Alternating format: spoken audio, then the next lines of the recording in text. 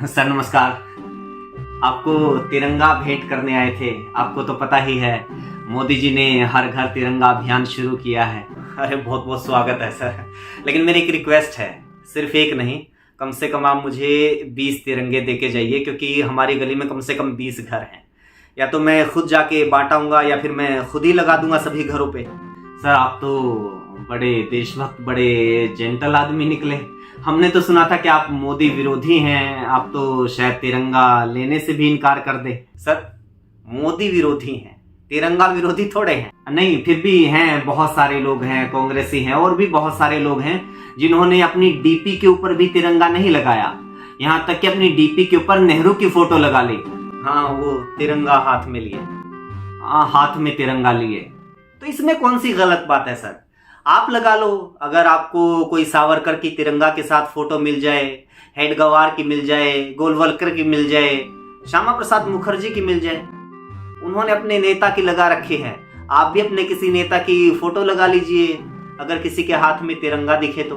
हाँ, अरे वो छोड़िए सर, लेकिन मोदी जी ने तो अच्छी मुहिम शुरू की है ना। अरे मुहिम कमाल सर, बहुत ही बेहतरीन। आप खुद सोच के देखिए, जो लोग कल तक तिरंगा को देश का राष्ट्र ध्वज तक नहीं मानते थे, तिरंगा को अशुभ मानते थे, जिन्होंने 52 साल तक अपने मुख्यालयों के ऊपर तिरंगा तक नहीं लहराया, जो लोग तिरंगे को बदलने की मांग करते थे, आज वही लोग तिरंगे का सम्मान कर रहे हैं, तिरंगा रैलियां निकाल रहे हैं। हम बताइए, इससे अच्छी मुहिम और क्या होगी? अरे सर, यही तो झूठ फैलाया गया है बरसों बरस तक आरएसएस के बारे में। आपको तो पता होना चाहिए। यह आरोप आप हम लोगों पर लगाते हैं कि हम व्हाट्सएप यूनिवर्सिटी का ज्ञान पेलते रहते हैं, लेकिन आप खुद उसके शिकार हैं। आपको पता होना चाहिए कि 2002 से पहले तो आप, मैं या कोई भी अपने घर पर या संस्थान पर तिरंगा लहराना भी चाहे तो भी नहीं लहरा सकता था। बाकायदा इसके खिलाफ कानून था, फ्लैग कोड था। ये तो बाद में जाकर लोगों को इजाजत मिली है। फिर से वही व्हाट्सएप यूनिवर्सिटी का ज्ञान। सर, हमारे देश में तिरंगा फहराने पर कभी मनाही नहीं थी। खासतौर पर 15 अगस्त, 26 जनवरी और 2 अक्टूबर को कोई भी आम नागरिक अपने घर पर या अपने संस्थान के ऊपर तिरंगा फहरा सकता था। हम अपने स्कूलों में तिरंगा फहराते थे, तमाम पार्टियां अपने अपने मुख्यालयों में तिरंगा फहराती थी। ये जो फ्लैग कोड है सिर्फ क्या आरएसएस के ऊपर लागू था? अरे सर, अगर आरएसएस तिरंगा विरोधी होती तो फिर 2002 के बाद भी क्यों तिरंगा फहराती? वो इसलिए भाई साहब, क्योंकि 26 जनवरी 2001 को 3 युवा आरएसएस के मुख्यालय में घुस गए थे तिरंगा फहराने के लिए। उनका स्वागत होना चाहिए था ना। अगर आरएसएस तिरंगे का सम्मान करती थी तो उनका स्वागत किया जाना चाहिए था, जैसे मैंने आपका किया। लेकिन नहीं, उनको पुलिस के हवाले कर दिया गया, उनके ऊपर मुकदमा चलवाया गया, उनको सजा दिलवाने की कोशिश की गई। केस नंबर 176 देख लीजिएगा नागपुर कोर्ट में किस मामले में दर्ज है। सुनिए, उसके बाद लोगों को पता चला कि आरएसएस के मुख्यालय में तो तिरंगा फहराया ही नहीं जाता। जब लोगों में बदनामी होने लगी, लोग थू थू करने लगे, लोग विरोध करने लगे, इस दबाव में आकर 2002 से तिरंगा फहराया जाने लगा। और कृपया करके इतिहास में मत जाइए। गांधी जी की हत्या के बाद जब सरदार पटेल ने आरएसएस के ऊपर बैन लगाया था और बाद में जब उस बैन को हटाया गया था, उसमें एक शर्त पता है क्या थी? एक शर्त यह भी थी कि आरएसएस राष्ट्र ध्वज का, तिरंगे का सम्मान करेगा, उसको राष्ट्रीय ध्वज मानेगा। अच्छा, और सुनिए, इतिहास मेरे भी व्हाट्सएप के ऊपर आया है, सुन लीजिए। 15 अगस्त 1947 को देश आजाद हुआ था ना। 14 अगस्त 1947 को आजादी की पूर्व संध्या के ऊपर आरएसएस के मुखपत्र ऑर्गेनाइजर में क्या लिखा जाता है तिरंगे के बारे में?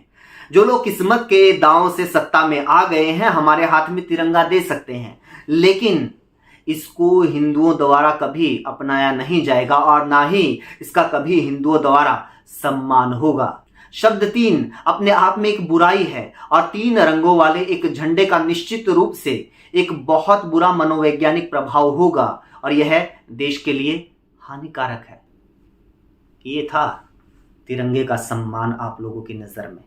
इसलिए तिरंगा बांटिए, तिरंगा लहराइए, तिरंगे का सम्मान कीजिए, लेकिन तिरंगे के आधार पर कम से कम आप लोगों को देशभक्ति का सर्टिफिकेट मत बांटिए। क्योंकि अगर तिरंगा फहराने से ही कोई देशभक्त बनता है तो आप लोग तो बमुश्किल 20 साल पहले ही देशभक्त बने हो श्रीमान। यह आप लोगों के लिए नया है, यह हम लोगों के लिए नया नहीं है। हम तो हर मौके के ऊपर तिरंगा फहराते आए हैं, तिरंगे बांटते आए हैं। ये जो नई फीलिंग आप लोगों को मिली है, इसको महसूस कीजिए, इस पर गर्व कीजिए और तिरंगा फहराते हुए ध्यान में रखिएगा कि तिरंगा फहराने का मतलब क्या है। मतलब यह है कि हम एक आज़ाद मुल्क हैं।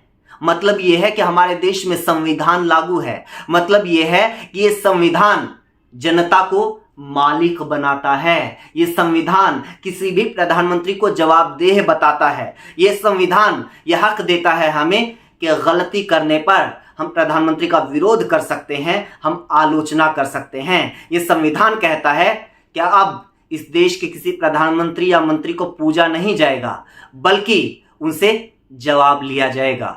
तिरंगा लहराते हुए इस बात को ध्यान में रखिए, ना कि सर्टिफिकेट बांटते चलिए ये देशभक्त है, ये देशद्रोही है। कम से कम स्वतंत्रता दिवस को, कम से कम तिरंगे को तो बख्श दीजिए। तमाम जो भारतवासी हैं वो आपके भाई हैं, वो तमाम भारतवासी देशभक्त हैं। उनके पूर्वजों ने भी इस देश के लिए कुर्बानियां दी हैं। उनके पूर्वजों ने भी इस देश की तरक्की के लिए अपना खून पसीना बहाया है। आप लोग कोई इस देश के मालिक नहीं हो,